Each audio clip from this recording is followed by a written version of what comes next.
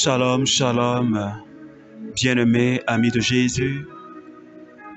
Nous sommes en ce matin rassemblés au nom du Père et du Fils et du Saint-Esprit. Amen. Alors, bien-aimés amis de Jésus, en ce début de semaine, je voudrais que ce matin nous puissions dire merci au Seigneur qui nous a accordé la grâce de nous tenir dans sa présence en ce lundi matin. Et pour moi, je crois que c'est une grâce. Pour moi, c'est un cadeau. Alors, je voudrais que de là où tu es, tu puisses commencer déjà à dire merci au Seigneur avec moi. Papa, nous voulons te dire merci. Merci parce que tu es le Dieu de sainteté.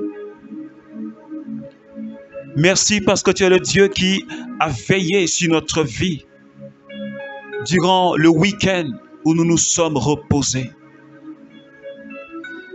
Seigneur, hier, tu nous as permis de célébrer ton nom et de glorifier ton nom, Seigneur Dieu. Tu nous as aussi nourris de ton corps et de ton sang. Et ce matin, je me réjouis d'être dans ta présence. Parce que tu me donnes la vie et tu me permets d'être en communion de prière avec mes frères et sœurs. Que ton nom soit célébré ce matin, Papa. Que ton nom soit exalté, Papa. Parce que ce matin, tu viens pour renouveler, Seigneur, ta bonté dans ma vie. Tu viens pour renouveler ta bonté dans la vie de quelqu'un qui est en train de prier avec moi, Seigneur, en ce moment. Tu es le Dieu de toute miséricorde. Et ton projet pour ma vie, ton projet pour tes héritiers que nous sommes, sont des projets de bonheur. Et tout au long de cette semaine, et particulièrement, Seigneur, cette journée, tu vas nous donner d'expérimenter quelque chose de puissant. Seigneur, ton projet pour cette journée va se réaliser dans ma vie, dans la vie de quelqu'un qui prie avec moi ce matin. Je bénis ton nom, Seigneur, pour le don de ton Esprit Saint. Est-ce que quelqu'un peut commencer à parler au Saint-Esprit? Est-ce que tu peux commencer à parler au Saint-Esprit, s'il te plaît? La Bible dit que là où 2 ou 3 sont réunis, il est présent. Et le Saint-Esprit, parce que nous sommes plus que 2 ce matin, il est présent parmi nous. Alors je voudrais que tu commences à parler à la personne du Saint-Esprit. Yontarabako rabakai kishinta. Yo brain tarabaus maikiko ramakai shiribosata. Rebebe kontarabakai ondorobos. Yo brayenti katababre. Rabababa konto shababrentirios. Yontamakai shente ketiribosoro. Rabababa konto mamakiribosoro boshiriausata. Saint-Esprit, ce matin, prends le contrôle de ce moment. Seigneur, viens me remplir. Est-ce que quelqu'un peut dire, Saint-Esprit, remplis-moi ce matin? Est-ce que quelqu'un peut dire, Saint-Esprit, touche-moi ce matin? Est-ce que quelqu'un peut dire, Saint-Esprit, régénère-moi ce matin? Merci, Saint-Esprit, pour ta présence. Béni sois-tu, Seigneur. Merci, Seigneur, pour ça. Alors, ce matin, bien-aimés, le Seigneur nous donne une merveilleuse parole. Est-ce que quelqu'un peut dire bonne nouvelle? Actes chapitre 5, le verset 17 au verset 21, nous sommes toujours dans la méditation de l'acte des apôtres. Et je lis la bonne nouvelle que le Seigneur nous donne ce matin. Sur ces entrefaits, le grand prêtre et tout son entourage, il s'agissait du parti des Sadducéens, fut rempli de fureur. Il fit appréhender les apôtres et les jetait publiquement en prison. Mais pendant la nuit, l'ange du Seigneur ouvrit les portes de la prison et les fit sortir et leur dit: allez, tenez-vous dans le temple et là, annoncez au peuple toutes ces paroles de vie, paroles du Seigneur notre Dieu. Alors, bien-aimés, ce matin, le Seigneur nous donne cette merveilleuse parole qui nous parle de la vie des apôtres. La Bible dit plus haut, verset 16, la multitude accourait aussi des localités voisines de Jérusalem, portant des malades et des gens que tourmentaient des esprits impurs, et tous étaient guéris. Les apôtres annonçaient l'évangile de Jésus-Christ. Les apôtres parlaient de Jésus, de la mort et de la résurrection du Seigneur. Les apôtres parlaient de la vie que Dieu était venu donner à l'humanité. Et leurs paroles étaient accompagnées de signes. Leurs paroles étaient accompagnées de prodiges et de miracles. Et cela ne plaisait pas aux autorités juives qui étaient là. Cela ne plaisait pas aux autorités juives. Et il y a des groupes de ce peuple, les Sadducéens, qui font partie de la famille sacerdotale. C'est des grands prêtres. Les Sadducéens ne croient pas à la vie après la mort. Les Sadducéens ne croient pas à la résurrection de la mort. Les Sadducéens ne croient pas en l'existence même des anges. Et donc, ils ne pouvaient pas accepter le message que les apôtres étaient en train d'annoncer. Pour eux, c'était une contradiction. Parce que eux, ce qu'ils connaissaient, ce qui avait de l'influence et de l'importance pour eux, c'était les 5 premiers livres de la Bible, c'est-à-dire la Torah. Et les autres interprétations, ils ne pouvaient pas les accepter. C'est pourquoi ils ont appréhendé les apôtres et ils les ont jetés en prison.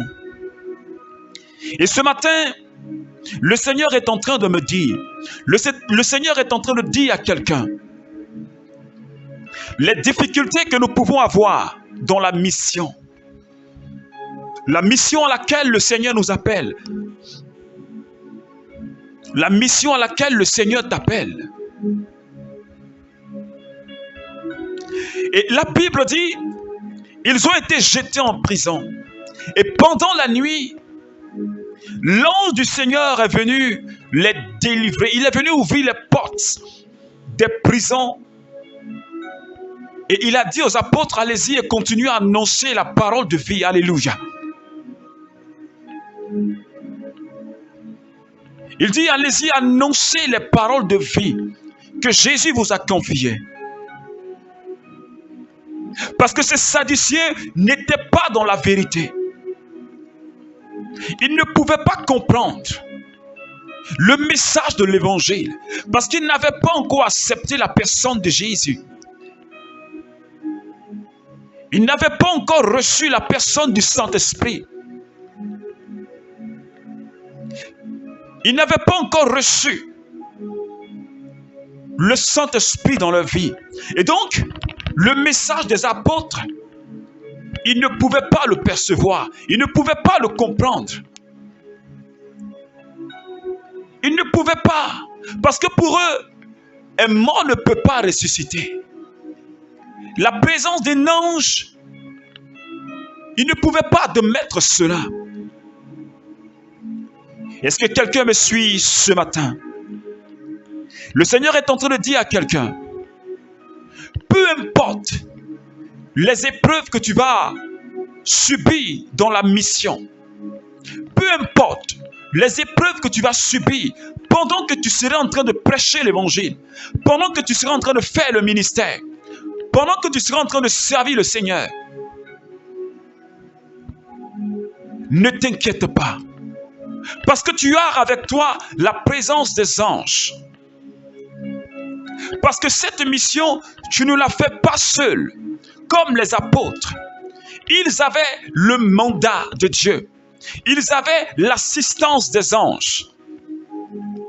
Ils avaient la présence du Saint-Esprit qui était avec eux. Et donc, ils sont sortis de la prison. Ils ont commencé à annoncer encore l'évangile. Parce qu'il fallait obéir à ce que l'ange leur a dit. Il fallait marcher selon les instructions du Seigneur. Et ils ont continué à annoncer la parole de la vie. Ce matin, je suis en train de nous dire que nous devons continuer cette mission à laquelle le Seigneur nous appelle. Je suis en train de parler ce matin à un membre du renouveau charismatique qui est peut-être découragé par se persécuter à cause de la mission, à cause du ministère qu'il exerce. Je suis en train de te dire ce matin, prends courage, lève-toi, ne renonce pas à la mission à laquelle le Seigneur t'a appelé. Il te dit comme les apôtres, allez, tenez-vous dans le temple, allez, tenez-vous dans les rues, allez, tenez-vous dans les écoles, allez, tenez-vous dans vos familles, allez, tenez-vous dans les universités, allez, tenez-vous dans les lieux publics. Et là, annoncez au peuple, annoncez à cette génération, annoncez au monde entier, annoncez à votre entourage, à vos frères et sœurs, à toutes ces personnes qui n'ont pas encore reçu Jésus, annoncez-les toute la parole de la vie. Parce que la parole de Dieu ne peut pas être enfermée. La parole de Dieu ne peut pas être enfermée. Et ce matin, je suis en train de dire à un membre du renouveau, je suis en train de dire à quelqu'un, lève-toi, ne te décourage pas à cause d'une persécution, mais lève-toi parce que Dieu t'a appelé à cette mission. Dieu t'a mandaté parce que tu as reçu l'onction, parce que tu as reçu l'effusion du Saint-Esprit. Alors lève-toi et parle de Jésus. Parce que le monde entier, il y a des personnes qui entendent, qui veulent recevoir Jésus. Il y a des personnes qui t'attendent. Il y a des personnes par qui le Seigneur veut libérer sa grâce. Il y a des personnes pour qui le Seigneur veut par ta vie libérer sa grâce. Alors lève-toi et continue d'annoncer la parole. Parce que tu as l'ange de Dieu avec toi. La mission à laquelle le Seigneur nous a appelés. Il n'a pas dit que nous ne serions pas persécutés. Les persécutions viendront. Mais il dit, ne vous inquiétez pas. Quand les hommes vont vous convoquer, ne vous inquiétez pas. Quand vous serez livrés devant les tribunaux, parce qu'à l'instant même, je viendrai par mon esprit parler au travers de vous. Et toutes les fois où les apôtres ont été appréhendés, ils n'ont pas cherché à se justifier eux-mêmes. Mais ils parlaient de la parole de l'évangile. Ils parlaient de la parole de Jésus. Et des cœurs étaient transformés. Et des vies étaient renouvelées. Et c'est pourquoi ce matin, le Seigneur continue à parler à quelqu'un. Lève-toi. Prends ton bâton de pèlerin. Comme Saint Paul a dit à Timothée, prends ta part de souffrance dans l'annonce de l'évangile. Et que rien ne te décourage. Et que personne ne te décourage. Que personne ne t'ébranle. Mais prends ta part. En tant que bon soldat de Jésus. Annoncer l'évangile. Parce que la Bible dit que la foi vient de ce qu'on entend. Et ce qu'on entend vient de la parole de Dieu. Et je crois pour ma part que si nous sommes en train d'annoncer la puissance du Saint-Esprit se saisira de ces paroles pour transformer la vie de cette génération, pour transformer la vie de ces personnes qui n'ont pas encore reçu la personne de Jésus. Et ce matin, le Seigneur te parle, bien-aimé. Ne baisse pas les bras. Quelle que soit la mission à laquelle le Seigneur t'appelle, peu importe les épreuves que tu peux expérimenter dans cette mission, lève-toi. Abandonne-toi totalement au Seigneur comme les apôtres. Et continue cette mission. Continue cette mission. Parce que le démon, le diable, il n'est pas d'accord que la parole soit annoncée. Il n'est pas d'accord que nous puissions faire la mission du Seigneur. Et c'est en ce sens que les Sadduciens s'opposaient aux apôtres.